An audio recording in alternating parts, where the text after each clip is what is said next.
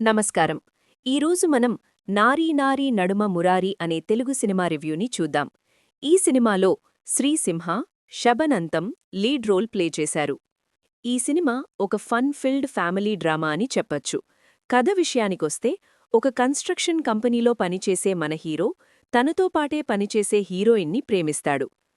Heroine తండ్రి Sampath. ఆయనొక lawyer కావడం వల్ల తన కెరియర్లో ఎన్నో డివోర్స్ కేసులు చూస్తుంటారు. అందుకే తన కూతురు ఎక్కడ ఎవర్నైనా ప్రేమించి మోసపోతుందో అని ఎప్పుడూ భయపడుతుంటారు. ఆయన భయపడినట్టే తన కూతురు ప్రేమలో పడుతుంది.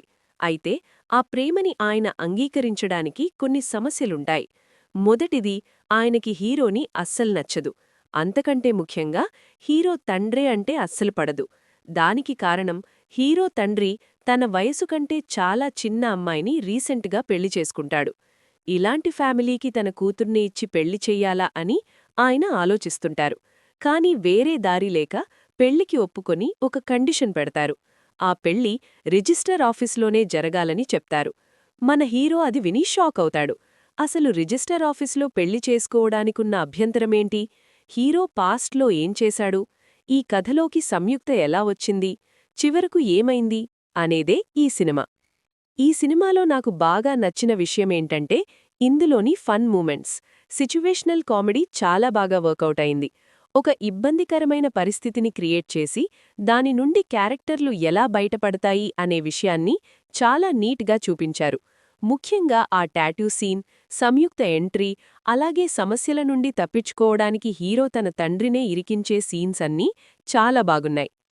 ఈ సినిమా సెకండ్ హాఫ్ చూస్తున్నప్పుడు నాకు విజయ్ సేతుపతి నటించిన ఆండవన్ కట్టలై సినిమా గుర్తొచ్చింది. దాదాపు ఆ సినిమా ఫ్లోలోనే ఇది వెళ్తుంది. క్లైమాక్స్లో చెప్పాలనుకున్న మెసేజ్ కూడా అలాగే ఉంటుంది. అది కూడా బాగానే వర్కౌట్ అయింది. ఇదొక లైట్ హార్టెడ్గా సాగిపోయే సినిమా. ఇక లాజిక్ విషయానికొస్తే సినిమాలో కొన్ని లూప్ హోల్స్ ఉన్నాయి. క్యారెక్టర్లన్నీ ఒకదానికొకటి అంతలా ఎలా కనెక్ట్ అయ్యుంటాయి అనే సందేహం రావచ్చు. కానీ టైంపాస్ కోసం చూసే ఒక సరదా ఎంటర్టైనర్ ఈ సినిమా. ఖచ్చితంగా ఒకసారి ట్రై చేయొచ్చు. రేటింగ్ 3.5/5. సినిమాలో అడల్ట్ కంటెంట్ ఏమీ లేదు. ఫ్యామిలీతో కలిసి హాయిగా చూడొచ్చు. ఈ రివ్యూ మీకు నచ్చితే లైక్ చేయండి. మీ అభిప్రాయాలను కింద కామెంట్ చేయండి. ఇంకా మన ఛానల్ని సబ్స్క్రైబ్ చేయకపోతే వెంటనే సబ్స్క్రైబ్ చేసుకోండి.